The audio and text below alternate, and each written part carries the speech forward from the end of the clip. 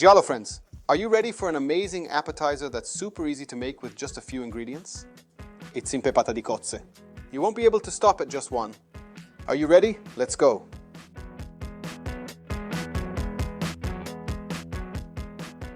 Here they are. Moscioli, muscoli, mitili, or cozze. Write to us in the comment section and tell us what mussels are called where you're from. Now, hold the mussel with the tip pointing upwards. And then we pull the byssus out downwards.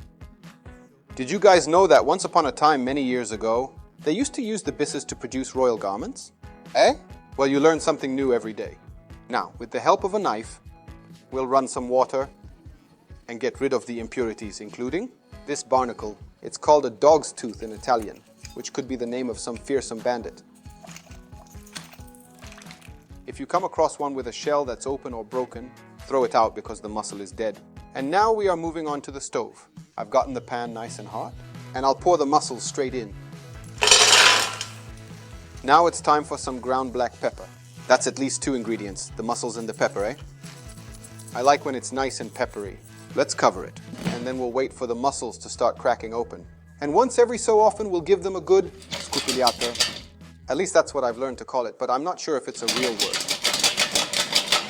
While the mussels are cooking, I'll take care of the aromas that are going to be accompanying them. Some fresh parsley. There is another way of serving IMPEPATA di COZZE. You might call it a bit richer, where the mussels are cracked open in a healthy bit of oil with 2 cloves of garlic and some chili pepper. It's not considered IMPEPATA di COZZE at that point though. Tradition calls for mussels and black pepper. Then you guys can add in whatever you like. I'll be adding a little bit of parsley at the end. I'll also cut a couple of nice lemon wedges now. What a nice lemon! It's super fragrant. Guys, it smells amazing.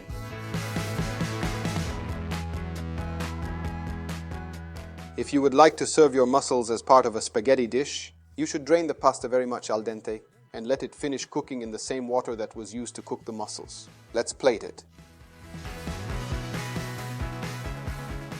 A couple of lemon slices, some fresh parsley,